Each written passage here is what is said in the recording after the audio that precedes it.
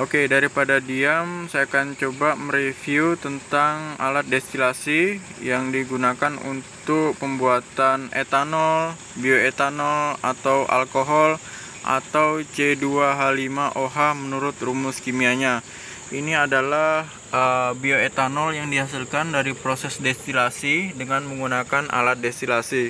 Jadi sebelumnya saya akan jelaskan, alat destilasi adalah alat yang digunakan untuk melakukan proses pemisahan dua jenis bahan yang terdapat atau yang tercampur ke dalam satu bahan, di mana kedua jenis bahan tersebut itu berbeda massa jenisnya, seperti fermentasi alkohol itu, di mana fermentasi tersebut, bahan tersebut itu biasanya mengandung air dan alkohol dan kandungan pengotor lainnya atau hasil fermentasi pengotor lainnya. Di dalam bahan tersebut itu kita mau pisahkan, yaitu dengan menggunakan alat destilasi. Jadi alat destilasi ini terdiri dari beberapa bagian, yaitu yang pertama ada bagian destilatornya. Destilator di sini atau reaktornya ini terbuat dari panci stainless steel.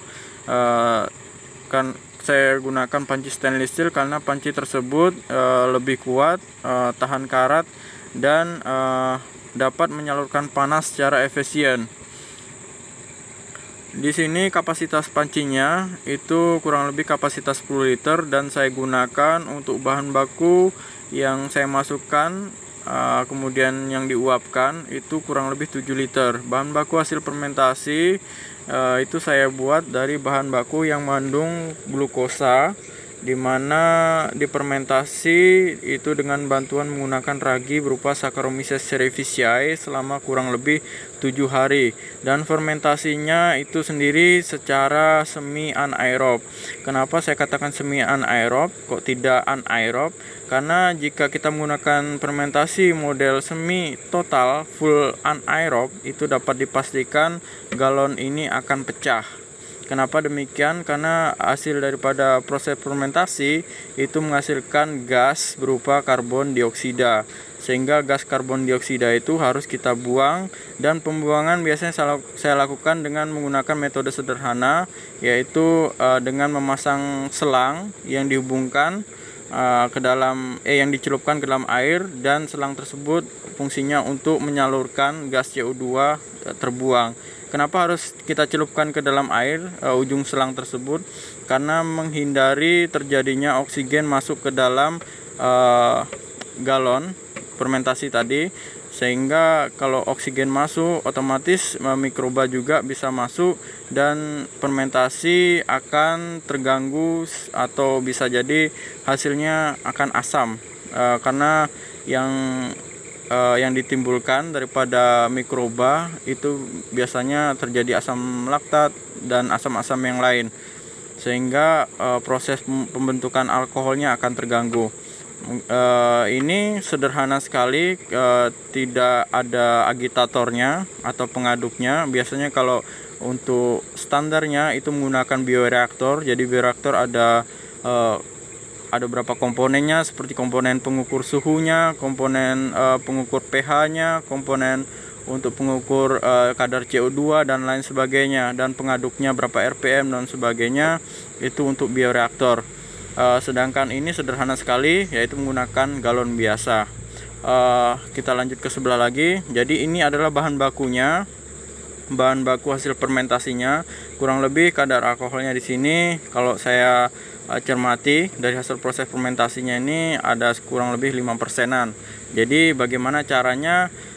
Kadar 5% akan kita naikkan kadar alkoholnya sampai kurang lebih ya setidaknya 80%. Itu adalah kadar yang paling bagus sudah dengan menggunakan alat destilasi ini.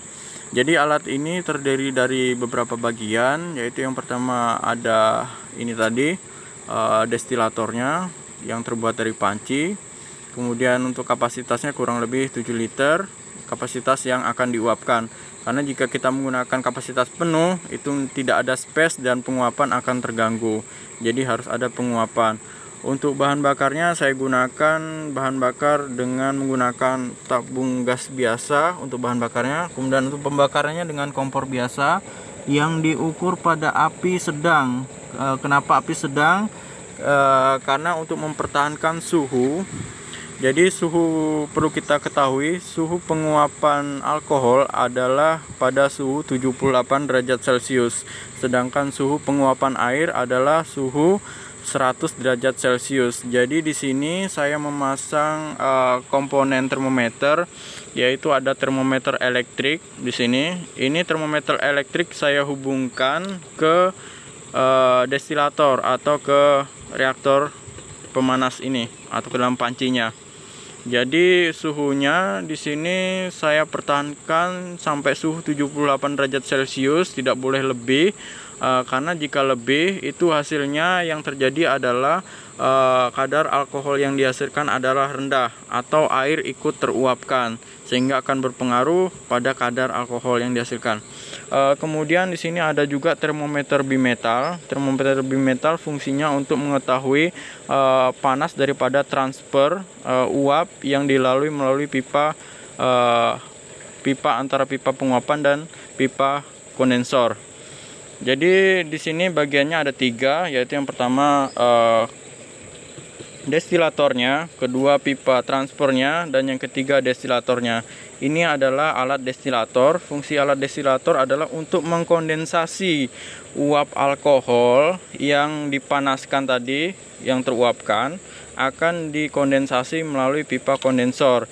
Kondensasi ini dibantu dengan menggunakan pendinginan berupa air. Jadi saya gunakan air pendinginan, itu yang saya hubungkan melalui atau yang saya salurkan melalui menggunakan kekuatan pompa ya. Ini pompa mikro. Pompa ini biasanya terdapat pada sprayer elektrik dengan bantuan catu dayanya menggunakan aki 12 voltase. Tadi saya sudah ukur akinya, ternyata agak ngedrop dan perlu dicas untuk akinya sendiri. Kemudian untuk aliran air masuk atau air dingin itu biasanya saya hubungkan ke bagian bawah kondensor, karena jika bagian bawah kondensor ini dingin, otomatis proses kondensasinya akan berjalan secara baik atau maksimal.